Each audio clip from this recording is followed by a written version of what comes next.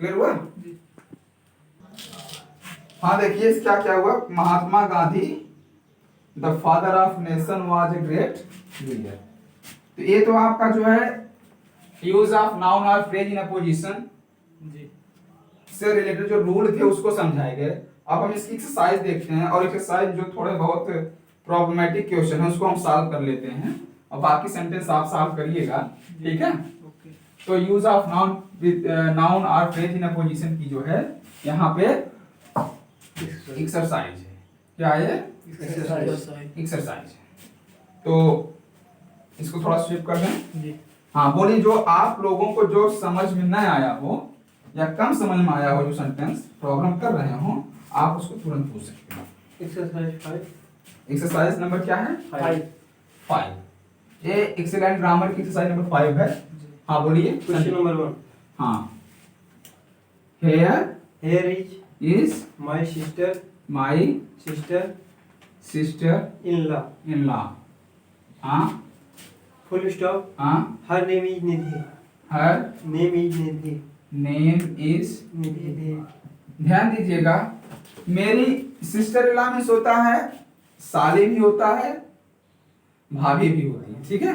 जो भी सेंस निकाले, here is my sister in law, her name is Nidhi.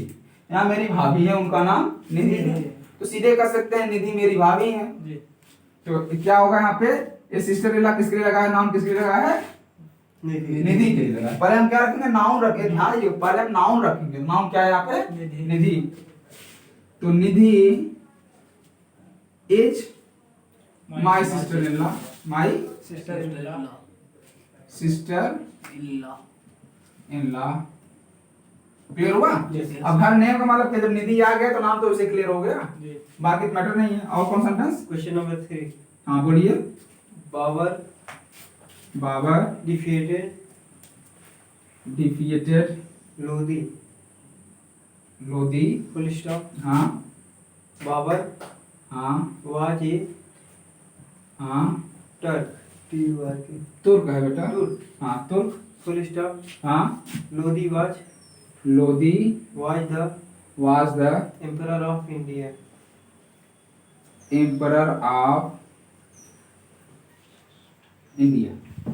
Clear हुआ? यस।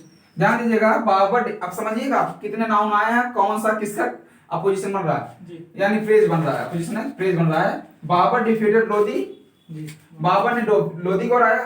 अब बाबर वाज तुर्क, बाबर का क्या मिला? तुर्क। क्लियर हुआ? तो बाबर का यहाँ पे अपोजिशन क्या है? एक तुर्क था, एक किसके लगा है? बाबर के लिए। और लोधी के लिए क्या कर रहा है? Emperor of India.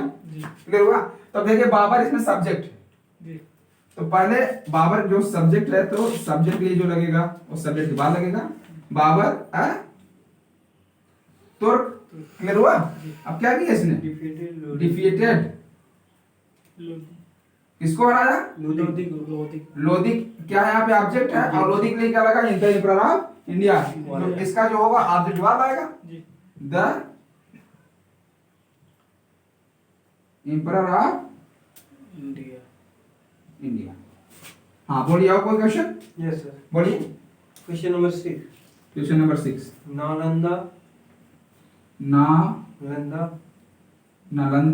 was once the biggest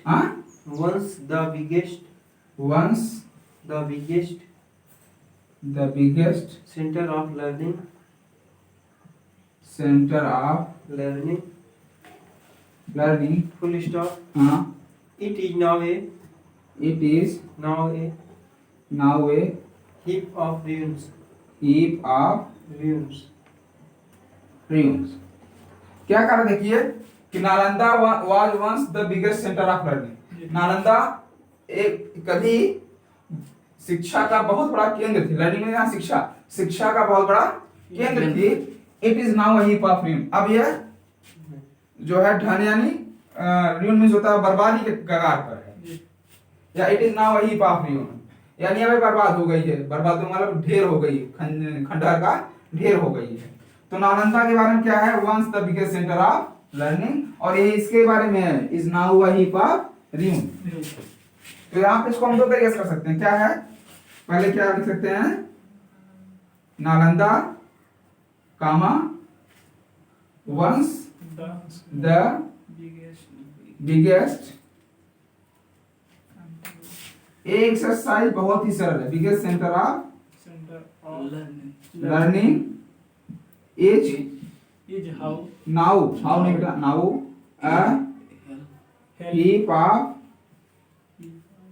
rooms. ये तो ये हुआ। अब इसको कर सकते हैं इस तरह से, Nalanda now a heap of ruins was once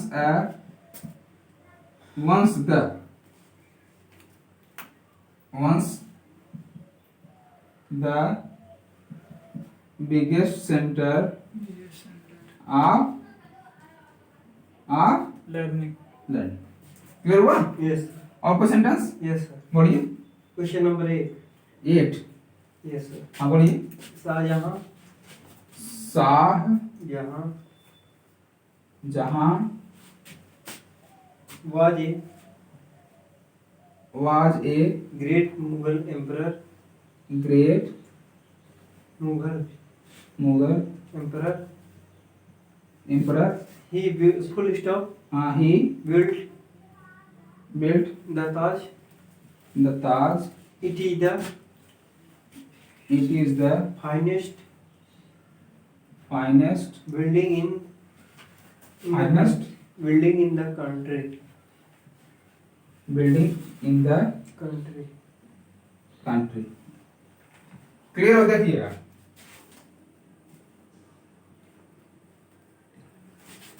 Shahjahan was a great Mughal emperor. Shahjahan एक महान मुगल सम्राट था। ही बिल्ट द ताज, उसने ताजमहल बनाया। It is the finest building in the country, यह देश की सबसे सुंदर इमारत। अब यहाँ पे ध्यान देना है कि शाहजहां के बारे में क्या है, ए ग्रेट मुगल एम्परर मिला, तो क्या हो जाएगा इसका, Shahjahan comma great a great Mughal emperor comma, इसने क्या किया, ए ही किसके लगा था, शाहजहां के लिए। अब ये सेंटेंस सॉल्व हुआ ना, ये भी बेटा क्या किया इसने, build the Taj. Taj. Clear हुए? अब ताज के बारे में क्या है, सबसे सुंदर इमारत है। ताज तो यहाँ पे ऑब्जेक्ट है। अब ये जो लगेगा, जो थर्ड सेंटेंस का जो है यानी फ्रेज जो है, वो किसे लग रहा है, ऑब्जेक्ट लग रहा है, ऑब्जेक्ट बाद लगेगा। तो इट किसके लिए लगा था, ताज के लिए लगा था। तो हेल्पिंग हो तो गायब हो जाए, क्योंकि सिंपल सेंटेंस में केवल एक ही बार वर्ब का प्रयोग होता है, केवल एक ही बार, तो बार बार नहीं होता। चाहे जिसमें देखेंगे सब में केवल एक बार वर्ब का प्रयोग हुआ। तो बिल्ट जब यहाँ पे वर्ब आ ही गया है, तो इसका कोई प्रयोग नहीं होगा। द कामा के बाद क्या कहता है, Finest building. Finest Building. Building In the country. In the country. In the Country. Country. Clear हुआ ना? Yes, sir. Finest building in the. Country. कोई कंफ्यूजन किसी को? नहीं. और कोई सेंटेंस बेटा? Yes, sir. तो आप लोग इसको नोट करिएगा, हम अगला सेंटेंस देख रहे हैं तब तक। हाँ बोलिए, क्या है, Question number टाइम क्या हुआ, कितना टाइम चला? no अबे 9 6 मिला है।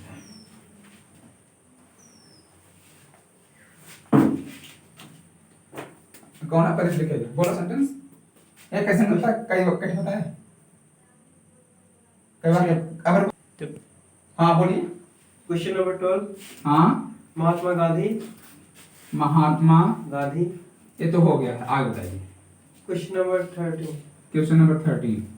हाँ, Mathura is Mathura is a place of place of pilgrimage. Pilgrimage. Full stop. हाँ, It stands it stands on the Yamuna. On the Yamuna. Yamuna की river, Yamuna. Yamuna. Full stop. हाँ, The Yamuna is the Yamuna is Each is one of the of of the holiest holiest rivers rivers in India. in India. India. ध्यान दीजिएगा इसको अच्छे से कि Mathura is place of pilgrimage. Mathura एक धर्म का स्थान है। It stand on the Yamuna, यह यमुना पर खड़ा है, यमुना के किनारे बसा है। The Yamuna is one of the holiest river India, Yamuna Bharat की पवित्र नदियों में से एक है। तो ध्यान दीजिएगा पहला मथुरा, मथुरा के लिए क्या प्लेस लगा है? Place, a place of pilgrimage. ये किसके लगा है? मथुरा के लिए लगा है। तो क्या हो जाएगा हमारा? Mathura a place of pilgrimage. Clear हुआ? अब ये इट किसके लगा था? मथुरा के लिए लगा। अब वर्ब कहां मिला? Stand. Stands on the Yamuna. अब यमुना का नाम क्या गया? कहा गया कि one of the greatest, one of the holiest river in India, comma one of the holiest river in India. Holiest river in India. India. ये क्लियर हुआ? Yes sir. और कोई सेंटेंस Yes sir. बोलिए। Question number 16. एक 16। हाँ बोल दी। Education is education an education is an instrument instrument of power. Of power. Full stop. हाँ, It has been it has been the guiding the guiding factor of factor of civilization. Civilization. शिक्षा ताकत का बहुत बड़ा उपकरण है। जी। यह सभ्यताओं का मार्गदर्शन का सबसे बड़ा कारक होता है। यानी व्यक्ति विकास किससे करता है? शिक्षा के माध्यम से। तो एजुकेशन नाउन हुआ, इसके लिए क्या लगा है? An instrument of power. इसको देख लेते हैं। Education an instrument of power, comma it किसके लगा था? इस शिक्षा के लिए लगा था। Has been the guiding factor of civilization. एक तो ये हुआ। अब इसका एक और हो सकता है, education the guiding factor of civilization. कैसे कर सकते हैं? Education the guiding factor of civilization